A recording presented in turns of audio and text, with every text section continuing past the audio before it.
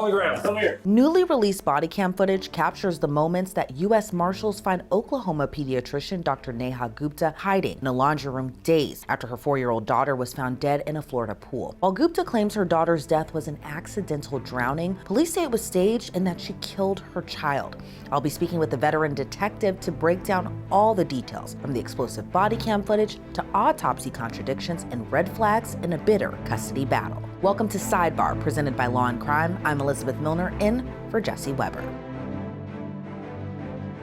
Before I get into the story, I want to make a quick announcement. Law&Crime needs your help. We want to create something new for our viewers, something that you'll love and you'll enjoy. We want to make sure that what we create is based on your opinion and your voice. So we've created a short survey to get your feedback, and we'll be selecting 10 people at random who took the survey to get a free Law&Crime t-shirt. If you want your voice to be heard, please check out the survey and let us know your thoughts. The link is in the description and pinned comment. Chilling new body camera footage is shedding the light on the dramatic moments that U.S. Marshals arrested Dr. Neha Gupta, the Oklahoma pediatrician now accused of killing her 4-year-old daughter in what authorities believe was a staged drowning down in Florida. The footage obtained by Law&Crime shows officers forcing their way into Gupta's Oklahoma home before finding her hiding in a laundry room just days after her daughter Aria was discovered dead in a Miami area pool. The 36-year-old remains behind bars in Miami-Dade County, awaiting arraignment in August on a charge of first-degree murder. In that newly released footage, officers can be heard repeatedly announcing their presence and demanding Gupta come to the door. But when no one responds, they enter the home. Police with a warrant! Open the door! Do it now! That's still me now.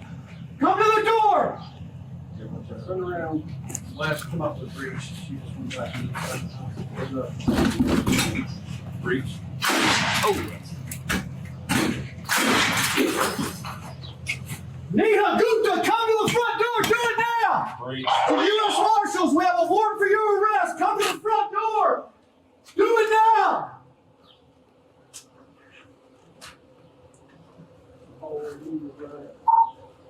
We saw her. Back.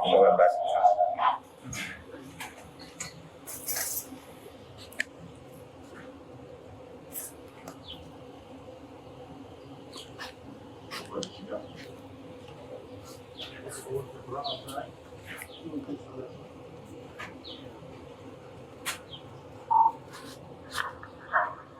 Watch the east side. East side of the house.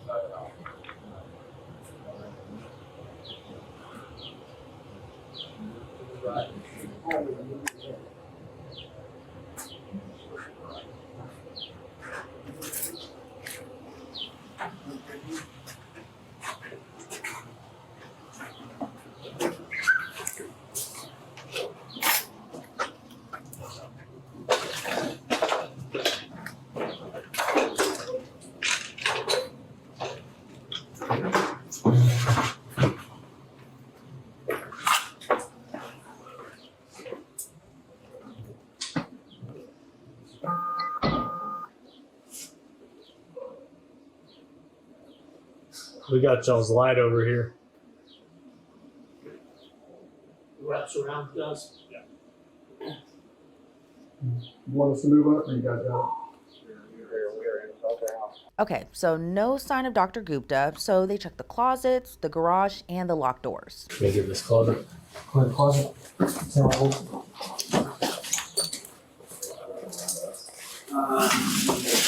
Clear. Okay.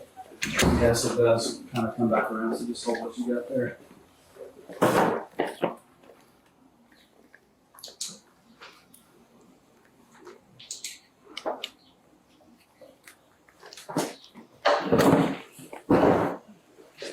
Partially open the door all the way down to the home. Does that go out to the garage right there? Yeah. Hey, we're gonna clear this garage, so back up a little bit, will you? On my brick. Okay. It's unlocked.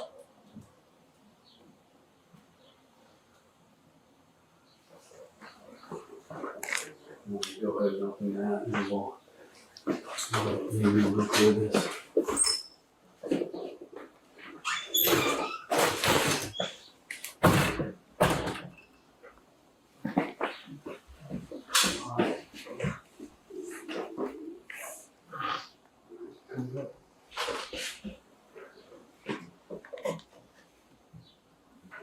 ready for us? Yeah, we're ready.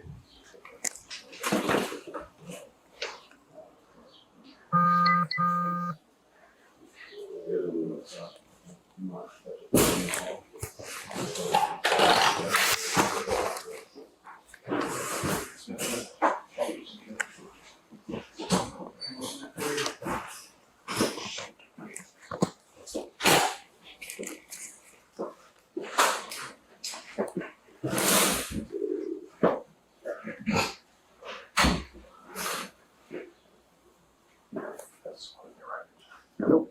I guess we kind of remember what's on it, if it's a lock or something. Still no contact with target. They go to the target and put come this way.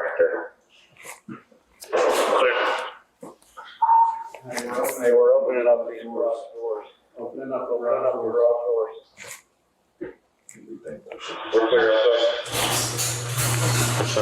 All right, so still no sign of her until. Hands! Hands! Come out! Contact. On the ground. Come here.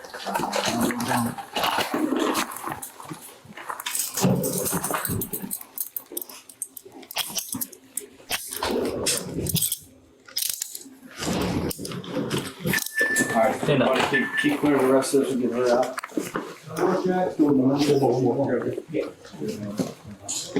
She hasn't been checked. Not. You good? Or let's take her off. Do you want to help me? Gupta is then taken into custody without incident. Her arrest followed the release of an autopsy report that suggested that her daughter didn't drown, but may have been smothered, leaving investigators to believe the scene was staged to cover up a homicide. You know what doesn't belong in your summer plans? Getting burned by your old wireless bill. With our sponsor, Mint, you can get the same great coverage and speed that you're used to, but for a fraction of the cost. Seriously, all of Mint's plans come with high-speed data and unlimited talk and text delivered on the nation's largest 5G network, just without all the surprise inflated costs. Plus, right now, Mint Mobile is running a killer summer promo. 3 months of unlimited premium wireless service for just $15 a month. While your friends are sweating over data overages and surprise charges, you'll be chilling with high-speed data, unlimited talk and text, and zero headaches. You might be sitting there thinking, okay, well, how do I switch? That seems so complicated. Well, Mint knows their customers have their whole lives stored on their phones, so they make the switch ridiculously easy. You can keep your same phone, keep your same number, and bring all your contacts with you with no complicated loopholes in the process. Just swap out your old SIM for the Mint SIM and you're good to go. It's reliable, fast, and can save you hundreds once you make the switch from your old provider. This year, skip breaking a sweat and breaking the bank. Get this new customer offer and your 3-month unlimited wireless plan for just $15 a month at mint.com/sidebar. Again, that's mint.com/sidebar. Upfront payment of $45 required, equivalent to $15 a month. Limited time customer offer for 3 months only. Speeds may slow above 35 gigabytes on unlimited plan. Taxes and fees extra. See Mint Mobile for details. After her arrest in Oklahoma, Gupta was extradited to Florida, where she made her first court appearance on July 18th. Prosecutors pushed for her to be held without bond, arguing the evidence points to a deliberate act, but Gupta's defense attorney pushed back, claiming that the child's death was a tragic accident. It appears that there was a tragic accident that occurred on June 27th. There is nothing within the four corners of this affidavit that indicate that, if anything, that this was premeditated. Gupta's attorney also argued that the premeditated murder charge was premature. Our concern, Judge, is that this was a rush to judgment. There was no official cause and manner of death. And here we are where the state files an arrest warrant for first-degree murder and is asking my client to be held without bond. But the judge pointed to the medical examiner's findings, which seems to contradict Dr. Gupta's account of what happened that night. Her lungs were dry, indicating she did not drown. So for purposes of this probable cause hearing, there is probable cause. In addition, she waited 10 minutes before she purportedly called 911 for help. Gupta was ultimately denied bond. But if you're just now catching up on the case, let's walk through everything we've learned so far, based on the arrest warrant. According to authorities, at around 3:41 a.m. on June 27th, police were called to a rental home in El Portal, Florida, after Dr. Neha Gupta reported that her 4-year-old daughter had drowned. When first responders arrived, Gupta led them to the backyard pool, where they made a devastating discovery. The warrant reads, Officers observed AT hereinafter referred to as the deceased victim unresponsive and submerged in the deep end of the swimming pool. MDFR personnel extracted the deceased victim from the pool and began cardiopulmonary resuscitation. MDFR transported the deceased victim to Jackson Memorial Hospital, where despite all life-saving measures, the victim was pronounced deceased at 4:28 a.m. Gupta voluntarily agreed to an interview with investigators. She told investigators that she and her daughter were sleeping in the same bed, but she woke up around 3:20 a.m. and realized her daughter was missing. She claimed that the sliding glass door in the bedroom leading to the pool had somehow been opened. The warrant reads, the subject stated prior to sleeping, she checked all the sliding glass doors at the residence. The subject stated that she then observed the deceased victim submerged underwater within the swimming pool of the residence. The subject stated that she attempted to remove the victim from the pool, however, she was unsuccessful due to the fact that she was unable to swim. The subject stated she attempted for approximately 10 minutes to assist the deceased victim before contacting emergency services. But investigators say the autopsy told a very different story and a more troubling story.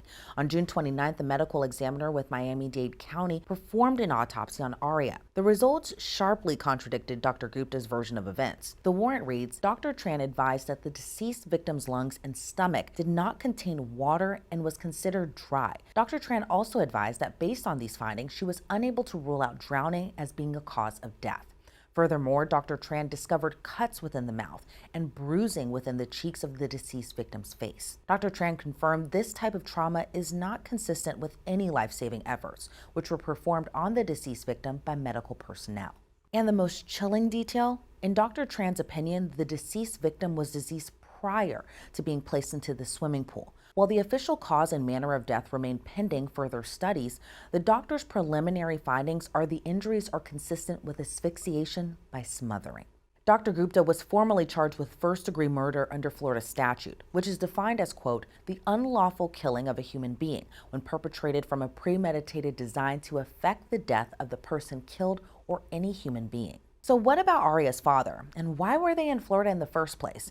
According to the arrest warrant, Gupta told police she shared custody with her ex-husband, but detectives quickly discovered he had no idea that they had traveled out of state. The warrant reads, the subject shares custody of the deceased victim with her ex-husband, who did not travel with the subject and the deceased victim to Miami, Florida, and was unaware that the deceased victim had left the state of Oklahoma. According to Dr. Talathi, there is an ongoing custody battle within the state of Oklahoma over the victim's care between himself and the subject. Court documents reveal that Dr. Gupta and her ex-husband, Dr. Talathi, were locked in a bitter and prolonged custody fight. In fact, just months before Aria's death, Dr. Talathi had been awarded temporary sole custody by an emergency order. That finding reads, the court finds as follows, that temporary sole custody is awarded to the petitioner. The court finds that an emergency exists and that the respondent will continue to interfere with medical treatment of the minor child. As a part of that ruling, Dr. Gupta was ordered to turn over vaccination records and disclose her location.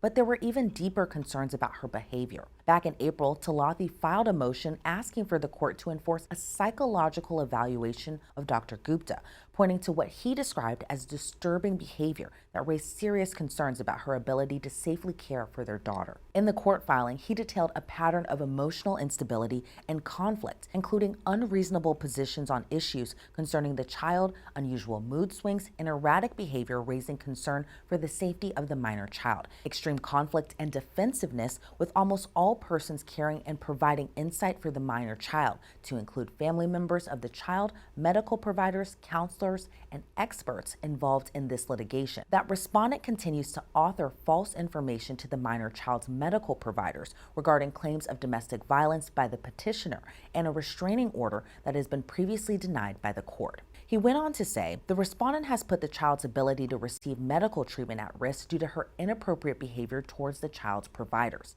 That respondent's behavior leads petitioner to believe that respondent has mental health issues that are not being treated.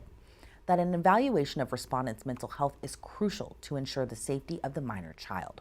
Regarding Aria's death, Dr. Neha Gupta, through her attorney, maintains her innocence. In an interview with Florida's My Journal Courier, Richard Cooper, one of Dr. Gupta's lawyers, described the murder charges as absurd. In a statement to several media outlets, Cooper said, quote, "We are disappointed that the Miami-Dade Sheriff's Office succumbed to pressure and rushed to judgment.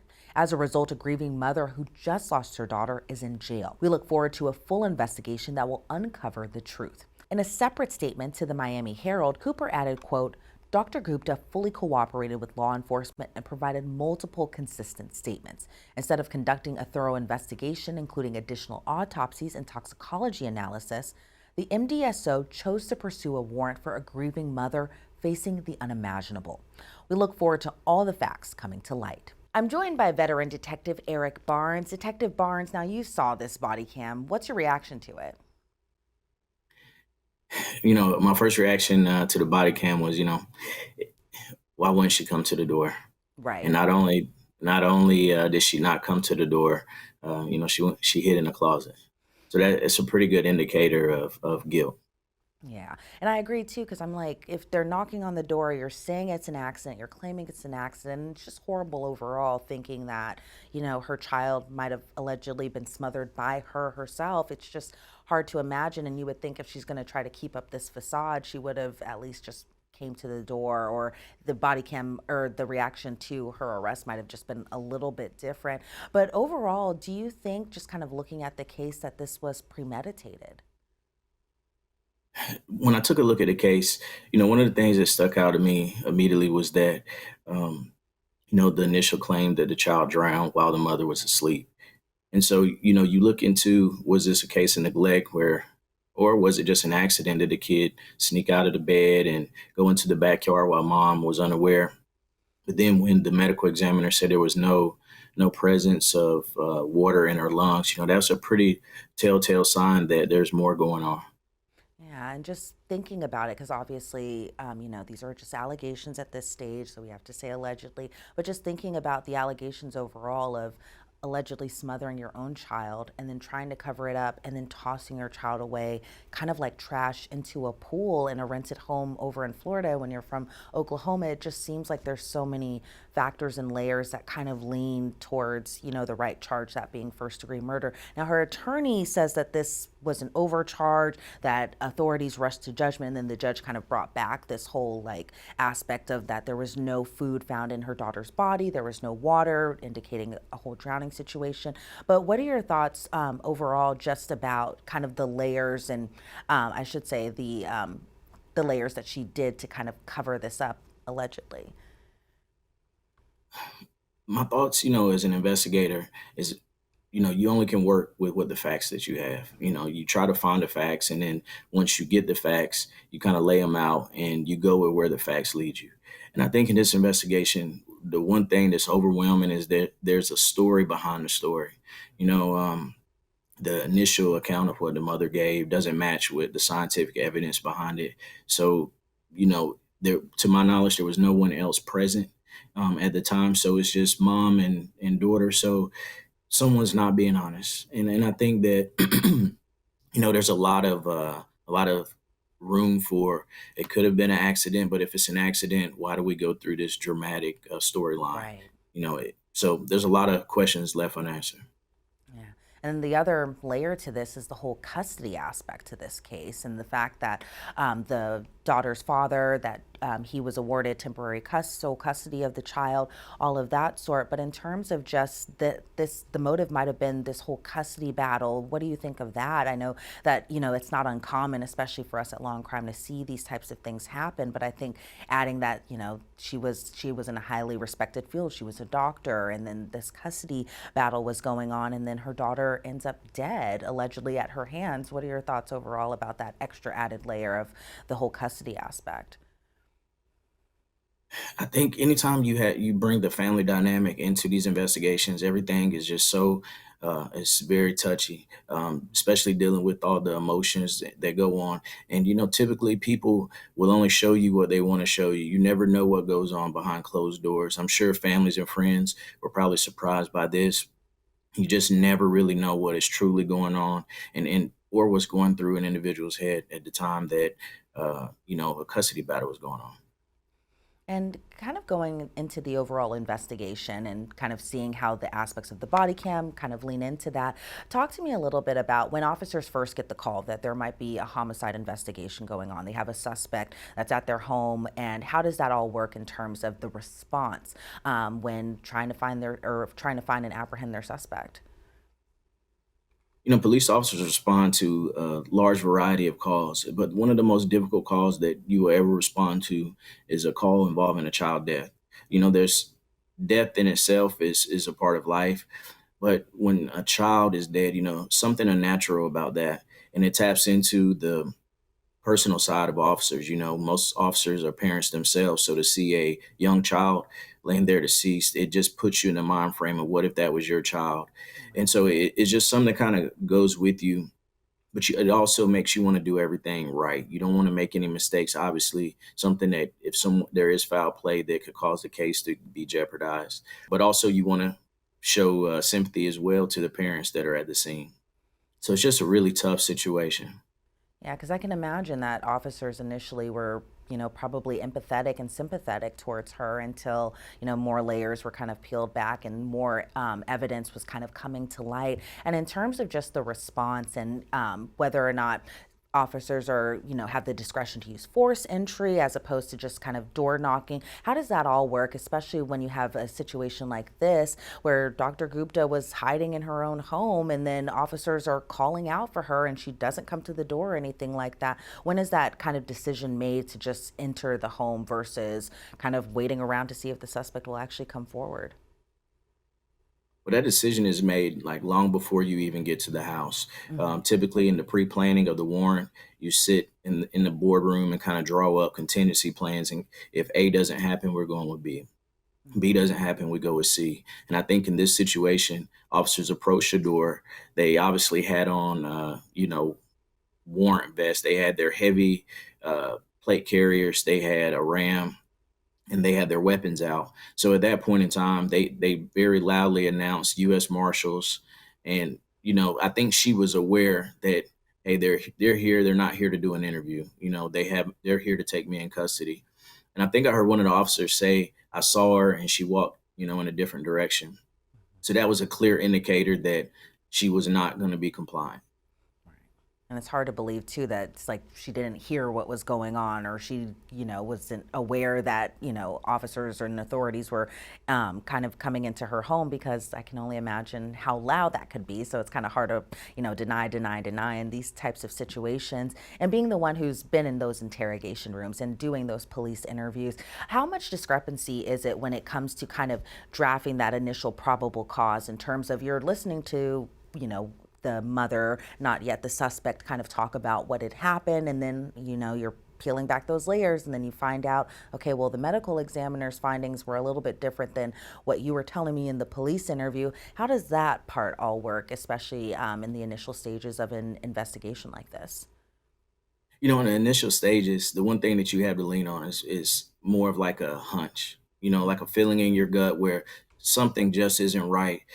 Typically you try not to rely on that too much because it could mislead you, or it could be that you're right, something is off, but it may be, a minor detail. So what you do, you just collect, like I said, you collect facts, you trust your gut instinct, and you continue to ask, questions that will kind of probe for the answers that you're looking for. And then once the medical examiner makes their findings and releases their report, you just kind of sit back and you analyze everything all at once and see if everything adds up.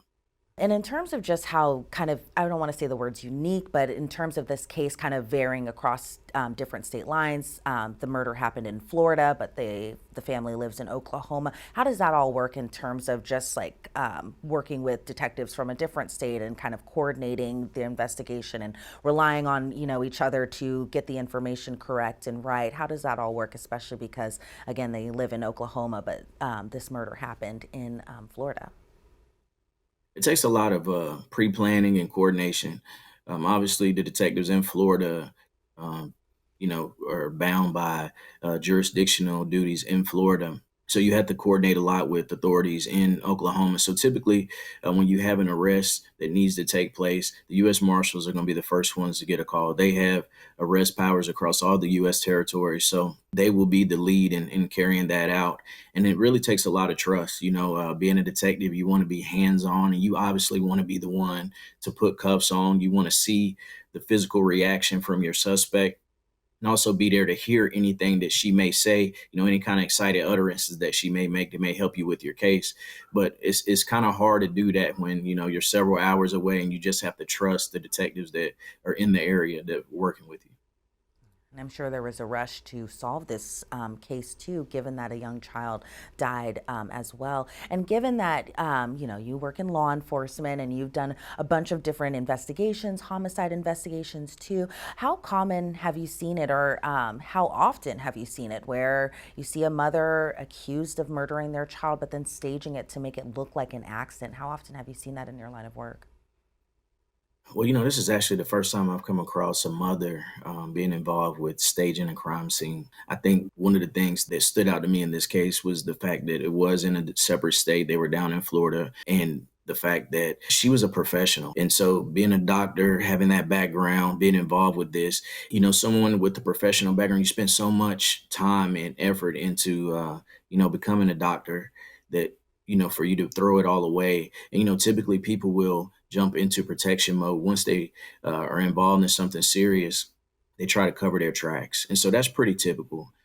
I also think that's also what made it so dangerous when the marshals were knocking at her door. You don't know what kind of thought process she's going through. The mother that's grieving after the loss of her child, whether she's responsible or not, you just never know what state of mind she's in. And now you knock on the door. She obviously knows you're there to do more than talk to her. She goes in a room and, locks herself in a room. So it's just a lot of very touchy situations. And of course, we'll continue to follow this case and continue to see how this all continues to play out. Detective Eric Barnes, I want to thank you so much for your time and your insight into this case. Before we sign you off, is there anything else you would like to add? What do you think the next steps are going to be in this case? I believe the defense attorney kind of laid the tracks on which direction they're going to go. He already hinted to the fact of the police overreacting and making a reach with charging her with murder. And he also brought up the fact that she had never had any arrest. And so I think that he's going to say, hey, before we rush to judgment on this case, let's see what facts the police have. So I think he's going to challenge their facts very heavy. And I think that from the law enforcement aspect, a lot of their investigation is going to be science-based. And we'll see how that all continues to play out too. Again, Detective Eric Barnes, thank you so much for your time and your insight into this case. I really appreciate it. All right, no problem. According to the Miami-Dade criminal court records, Dr. Gupta is scheduled to return to court for her arraignment on August 7th. In the meantime, she remains in custody without bond. If convicted of first-degree murder, she faces life in prison or potentially the death penalty. Well, that does it for this episode of Sidebar. Be sure to subscribe to us anywhere you get your podcasts, whether it's YouTube, Apple Podcasts, or Spotify. I'm Elizabeth Millner, filling in for Jesse Weber, and this has been Sidebar, presented by Law&Crime.